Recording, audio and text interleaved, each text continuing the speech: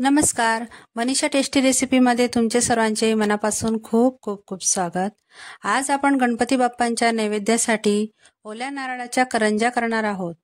वरतून एकदम मस्त खुसखुशीत आणि तोंडात टाकताच विरघळणाऱ्या आणि आतून मस्त ओल्या नारळाचं रसरशीत सारण. खाण्यासाठी अगदी चविष्ट आणि दिसायलाही खूप सुरेख, अगदी पाहताच खावेसे वाटणाऱ्या करंज्या आज आपण करणार आहोत.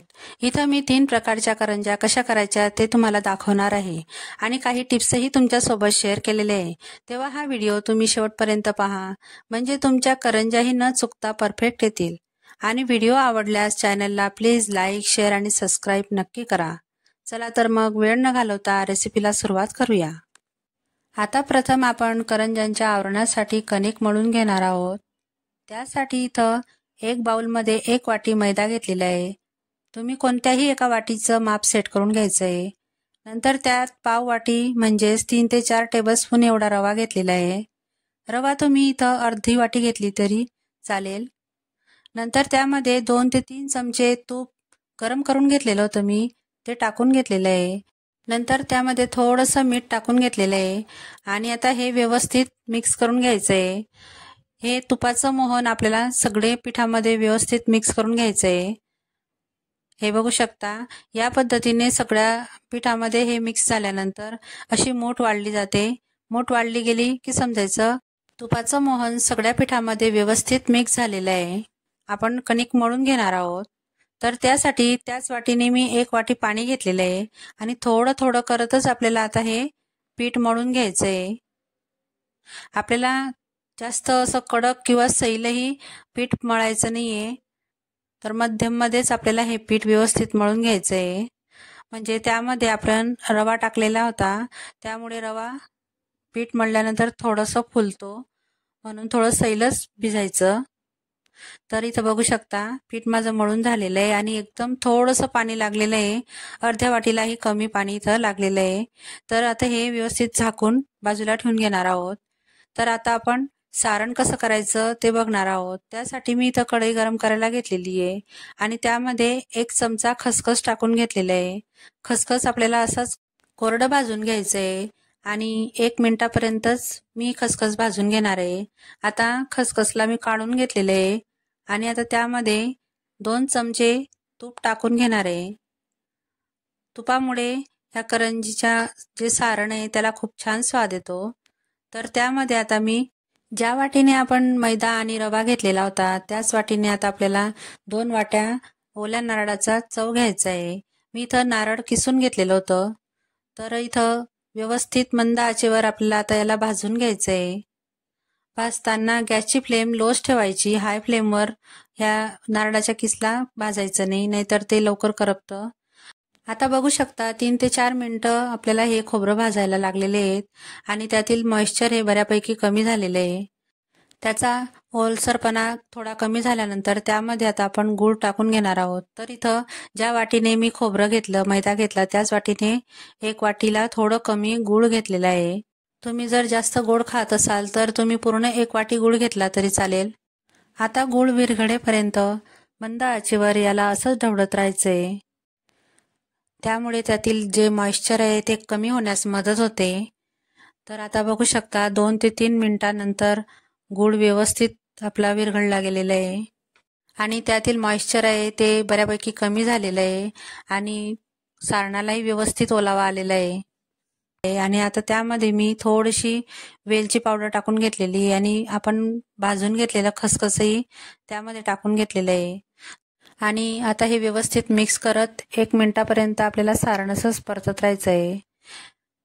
1 मिनिटानंतर आपण गॅसची फ्लेम बंद करून घेणार आहोत आणि हे सारण थंड करण्यासाठी बाजूला ठेवून घेणार आहोत. तर आता बघू शकता सारण आपलं तयार आहे. आता आपण करंज्या तयार करून घेणार आहोत. तर आता इथं बघू शकता आपलं पीठ भिजवून तयार आहे. आता एकदा आपण व्यवस्थित मळून घेणार आहोत त्याला, म्हणजे रवा मैदा चांगला एकजीव होईल आणि कणिकही मऊसूत पेड्यासारखी होईल. तर याला चांगलं मळून घेतलेलं आहे आणि आता याचे 2 समान भाग करून घ्यायचे. 1 भाग मी परत झाकून बाजूला ठेवून घेतलेला आहे. कणिक बरोबर घट्ट आहे, जास्त कडक नाही किंवा सैलही नाही. जर सैल असेल तर करंजी तेलकट होईल. एक गोळा व्यवस्थित मळून आपण असा थोडासा लांब करून घेतलेला आहे आणि आता याचे छोटे छोटे आपण गोळे करून घेणार आहोत. त्यासाठी चाकूने मी असे कट करून घेणार आहे साधारण 1 इंचावर. नंतर त्याचे गोळे तोडून घेणार आहे. तुम्हाला करंजी लहान मोठी जशी हवी असेल तसे गोळे तोडून घ्यायचे. तर इथं सगळे गोळे तोडून झालेले आहेत. आता त्यांना व्यवस्थित असं गोल गोल करत प्रेस करून घेणार आहे, म्हणजे लाटी वगैरे व्यवस्थित आपल्या तयार होतील आणि त्याच्या पाऱ्याही आपल्या व्यवस्थित लाटल्या जातील. तर आता एका गोळ्याचे मी हे असे गोळे करून घेतलेले आहे. आता दुसऱ्या गोळ्याचे मी तसेच करून घेणार आहे. आता एक गोळा मी तुम्हाला लाटून दाखवणार आहे. पाती लाटताना मी इथं मैदा किंवा तूप वगैरे काही लावलेलं नाही. तुम्हाला गरज वाटली तर लावायचं. आपल्याला पाती जास्त जाड किंवा बारीक लाटायची नाहीये, तर मध्यमच ही पाती लाटून घ्यायची आहे. जर तुम्ही जाडसर ही पारी लाटून घेतली तर ती नरम पडते. तर बघू शकता पोळीपेक्षा थोडी पातळ मी इथं पारी लाटून घेतलेली आहे. आता त्यामध्ये आपल्याला सारण भरून घ्यायचं आहे. तर असं मधोमध आपण सारण भरून घेणार आहोत आणि कडेकडेचा जो भाग आहे तो आपल्याला मोकळा सोडून घ्यायचा आहे. आणि आता जे कडेवरचा भाग आहे त्याला असं बोटाने पाणी लावून घ्यायचं आहे, म्हणजे पारी व्यवस्थित चिकटली जाते आणि तेलात ती फुटत नाही. आता असं वरचा जो भाग आहे आपण असा हळूवार ठेवायचा आणि बोटाने असं प्रेस करून घ्यायचं आहे.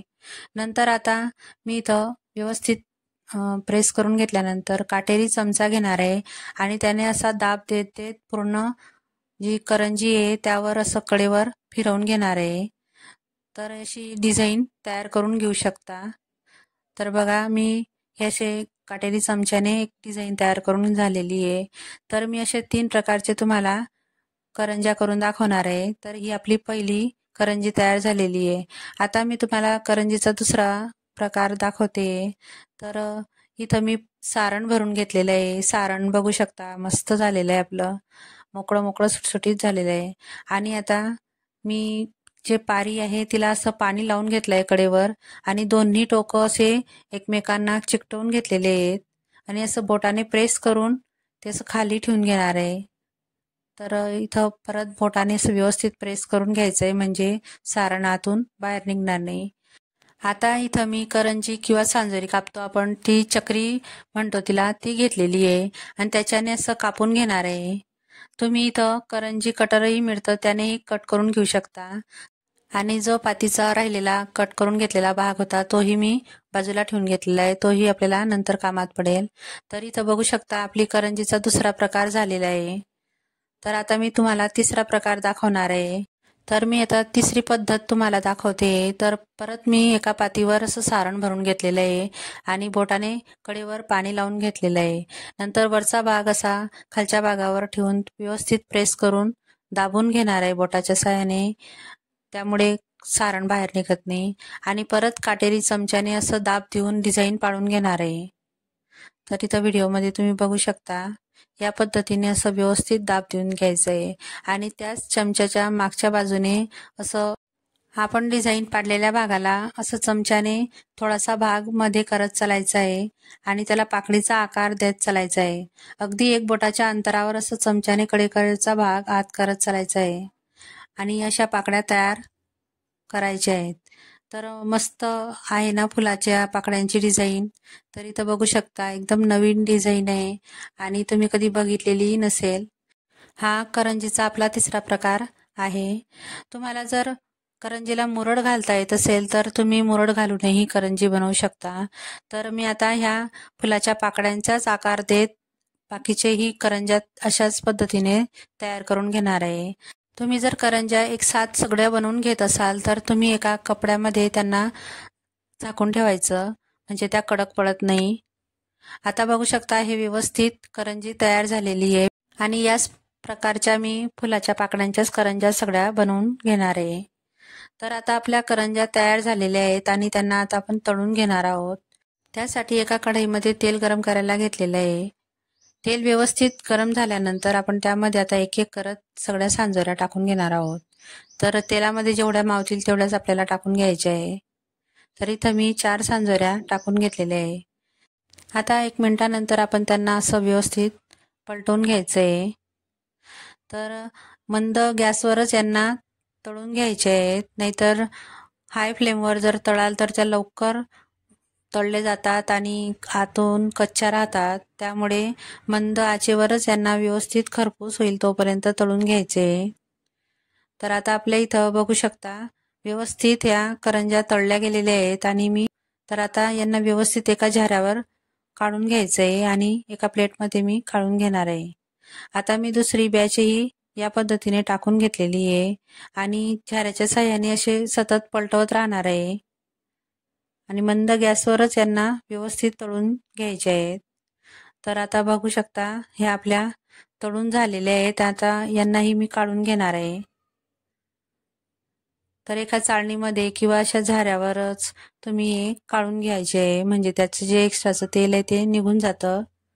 अजिबात तेलकट झालेले नाही आहेत आणि आपल्या करंज्या आणि मस्त खरपूस अशा झालेल्या आहेत आणि रंगही खूप छान आलेला आहे. तर बघू शकता सगळ्या करंज्या मी याच पद्धतीने तळून घेतलेल्या आहेत. तर आपल्या करंज्या मी एका प्लेटमध्ये सर्व करून घेतलेल्या आहेत.